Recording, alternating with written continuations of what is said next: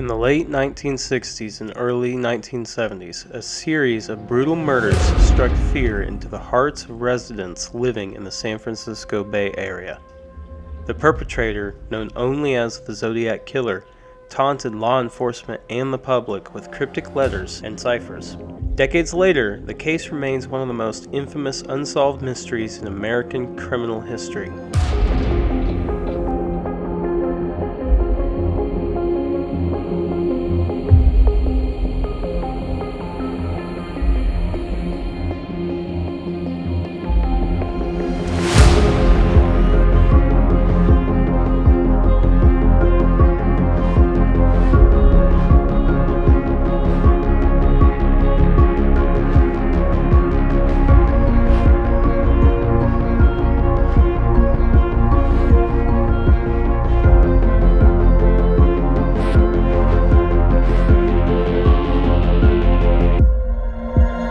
Over the course of approximately 5 years, the Zodiac Killer is confirmed to have murdered at least 5 people, although he claimed to have killed as many as 37. Despite his prolific and brazen acts of violence, the killer has never been positively identified or apprehended. The first confirmed attacks attributed to the Zodiac Killer occurred in December of 1968. On the night of December 20th, 1968, 17-year-old David Faraday arrived at the home of his new girlfriend, Betty Lou Jensen, in the small Northern California city of Benicia. The teenagers had met 2 weeks earlier while attending a church function and had become so attached to one another that David was soon cutting classes to visit with Betty Lou. As the young couple departed for what was to be their first official date, David promised Mr. and Mrs. Jensen that he would return with their daughter by 11 o'clock p.m. The proud parents watched as Betty Lou and her new suitor climbed into David's Rambler station wagon and drove away. David and Betty Lou did not keep their promise, and shortly after 11 p.m., a driver traveling along a darkened stretch of Lake Herman Road found the young couple lying on the ground in a spot known as a lover's lane. The 2 teenagers had been shot to death while Mr. and Mrs. Jensen were waiting at home, resisting the urge to glance at the clock. Left with no clues or viable suspects, Benicia police believe that the 2 teenagers were the victims of a random act of senseless violence. Hopes of catching the killer faded by summer, and it seemed that the case would remain unsolved. So, and obviously we're going to go ahead and just keep going. It's pretty much self-explanatory right there. Just a lot of information. But this is the first canonical murder, and by the time we get to the Blue Rock Springs murder case, we'll figure out how we know this was Zodiac. So, Montana, if you want to go ahead and pick up on the next case, the Blue Rock Springs Park murder, which occurred on July 4th, 1969. 22-year-old waitress, wife, and mother Darlene Farron was a fun-loving, free spirit with her friends in Mel and Myers. On the night of July 4th, Darlene and her friend Mike Majot had driven to Blue Rock Springs Park in Vallejo, California. As they sat inside Darlene's Corvair, another vehicle entered the parking lot and abruptly left the area. The vehicle turned a few minutes later and parked behind the Corvair. A man holding a light emerged from the car and walked towards Darlene and Mike. Without warning, the man pointed a 9mm pistol at the passenger window and opened fire. Doctors had pronounced Darlene dead on arrival in the local hospital at 12:38 p.m. 2 minutes later, Vallejo Police Department dispatcher Nancy Solver answered a call that had been placed on the payphone just blocks away from the station. The caller spoke in a low, monotone voice as he was reading from a prepared script. "I want to report a murder. If you will go 1 mile east of Columbus Parkway, you will find kids in a brown car. They were shot with a 9mm Luger. I also killed those kids last year. Goodbye." Investigators from Vallejo and Benicia realized they were searching for the same killer and worked to develop a possible suspect. The bold and sinister phone call raised fears the gunman would strike again. Several weeks later, 3 Bay Area newspapers received virtually identical handwriting letters accompanied by a block of printed symbols. Written in blue ink, the letters formed the salutation, "Dear editors, this is a murder of 2 teenagers last Christmas at Lake Herman and a girl on the 4th of July. To prove I killed them, I shall state some facts that only I and the police know." The murder of the writer provided a list of details regarding 2 shootings and explained that the symbol formed a coded message that would reveal his identity. The letter ended with a warning: "If you do not print this cipher on the afternoon of Friday, August 1st, 1969, I will go on a killing rampage Friday night." I will cruise around all weekend killing lone people in the night, then move along to kill again until I end up with a dozen people over the weekend. A crossed circle symbol has been drawn on the bottom of the page. 29-year-old Paul Stein was a husband, student, and cab driver until he picked up the Zodiac on a night of October 11, 1969. Stein drove his passenger to a destination of a wealthy San Francisco neighborhood of Presidio Heights, named the large military base located 2 blocks north of the border. For his trouble, Stein received a bullet to the skull. 3 young witnesses watched the crime in progress from a house directly across the street and contacted police. Due to the confusion during the call, the resulting broadcast, the responding police units mistakenly described the suspect as a black male. A patrol car reportedly passed by a man who matched the correction description, but did not stop to question him because he was a white male. Police believed the cab driver had been the victim of a routine robbery until the offices of San Francisco Chronicle received a letter that began with a familiar introduction. This is the Zodiac speaking. I am the murderer of the cab driver over by Washington and Maple Street last night.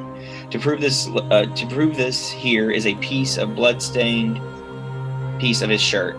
The letter was to chastise police from failing to catch him near the scene, and ended with a threat that created shock, fear, and nightmares for police and parents throughout the Bay Area. School children make nice targets. I think I shall wipe out the school bus some morning, just shoot up the front tire and pick off the kiddies as they come bouncing out. Patrol cars and aircraft followed buses to and from school, and armed officers rode on board for added protection. The Zodiac then sent another letter along with diagrams of a bomb he intended to plant along bus routes. The killer called his device the Death Machine. Using the descriptions provided to the 3 young witnesses, the police produced a composite sketch of a man who's seen exiting Stein's cab.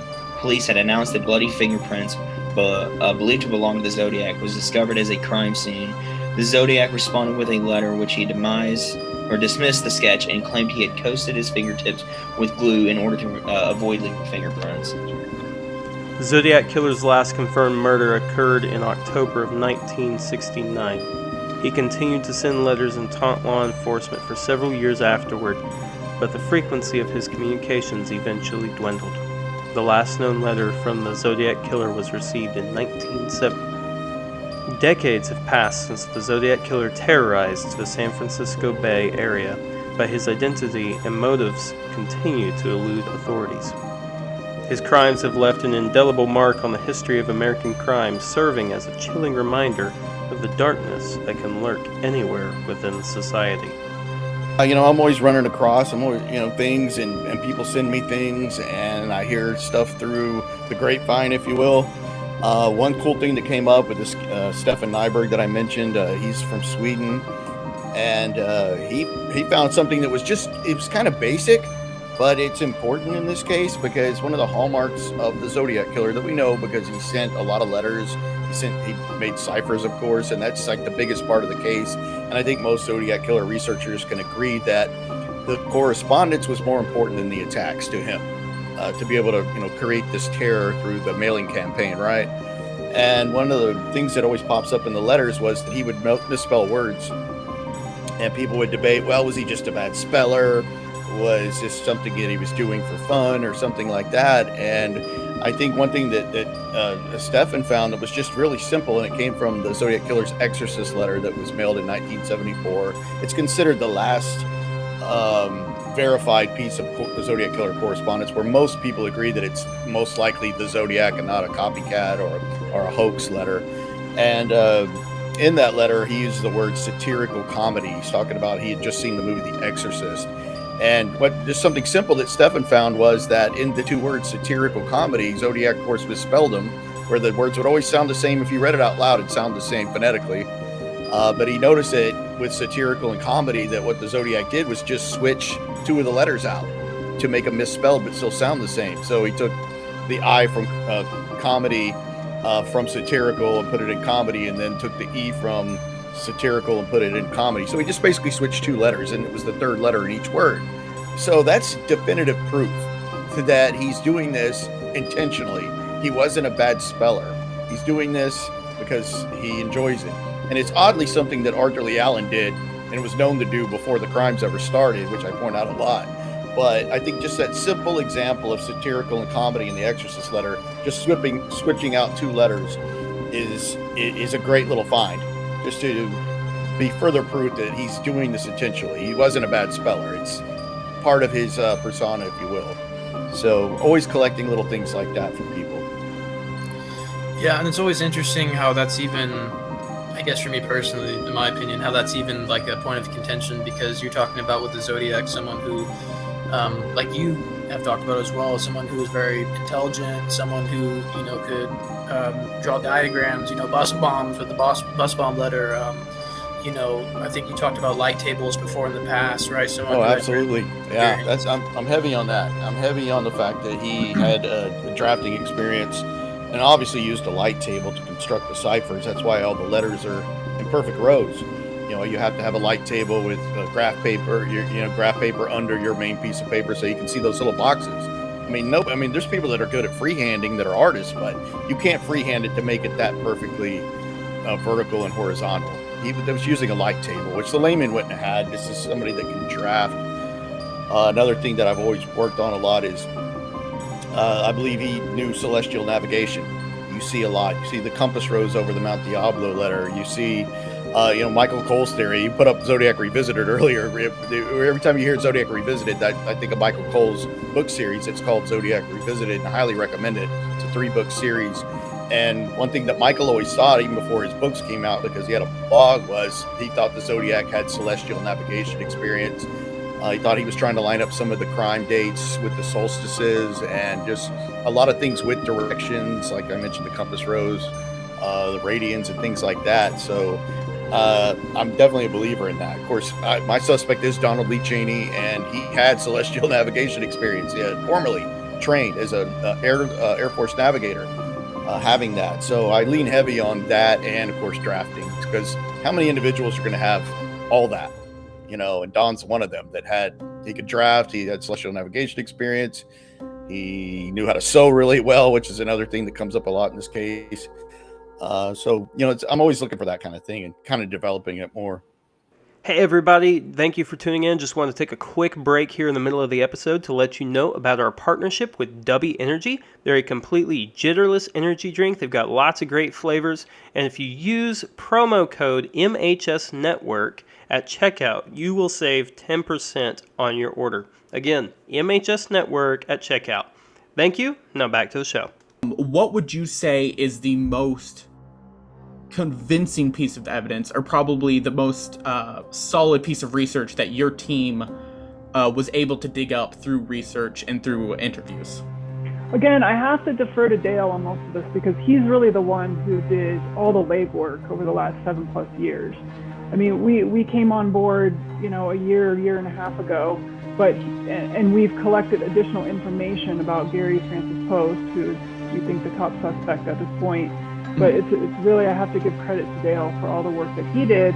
What convinced me is that he realized that all the taunting letters that Zodiac had sent to the police and media were actually anagrams, meaning you needed to take the letters from those messages and rearrange them into the actual, to reveal the actual message that Zodiac was trying to convey. Oh, wow. But the only way to do that properly is if you have a cipher key, and the cipher key is his full name. And since he was never a suspect at any point or even looked at, nobody even, would have thought to use his name to decode those letters. Which is why at one point he provides his name in the Z13. Yeah, I mean, his name is in every taunting letter, in each of those anagrams, and all of them, and that's part of what convinced me. And I get that. Okay, I can, Jennifer Buchholz, I can probably find the letters of my name in some of those anagrams. But the thing is, you could take the letters of my name out or your name out, but you're not going to be left with the proper set of letters that's going to reveal the message that he was conveying. And so Dale decrypted a majority of those letters over the course of 4 or 5 years, like I said, and actually got navigational directions to an evidence site. And that was the linchpin for me in this manuscript that convinced me that, Post must have been the one who committed these murders and sent those letters. And put these anagrams together.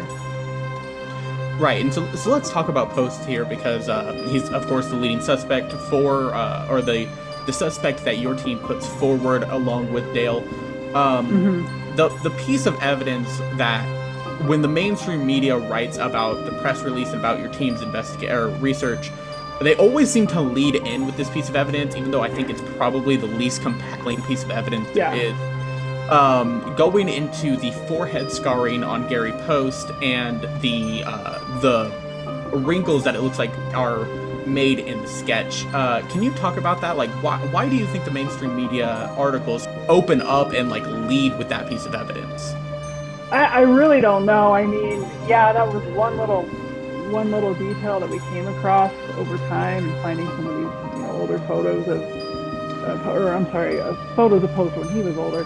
But obviously that's extremely circumstantial, and that is not at all what we're basing our findings on. It's just something that also fell in place with regards to him being Zodiac. Yeah, he was in a bad car wreck when he was in the Air Force, and had a DUI and actually killed a fellow airman in that crash, and he himself was badly injured, had a traumatic brain injury, and spent several weeks in the hospital, and that's where those forehead scars came from, was that wreck. But we're certainly not putting all our eggs in a basket because of the markings on somebody's skin. That's right. Not at all what we're going on, and I don't know why the media latched onto that. It's kind of a shame because I keep having to explain it away. But I think once the more solid evidence comes out, people will understand where we're coming from.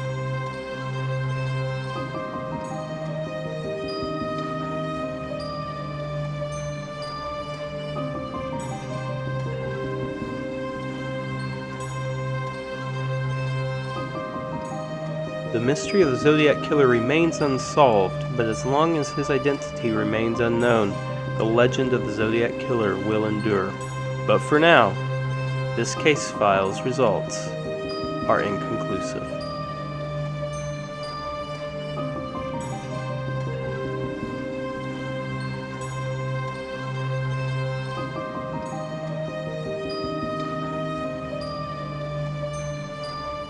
Hey everyone, thank you for watching our new Case Files series. If you liked this video, please hit the thumbs up button and subscribe if you haven't already. You can also become a channel member now if you'd like to support our content moving forward. Thanks again, and we'll see you later for another Case File.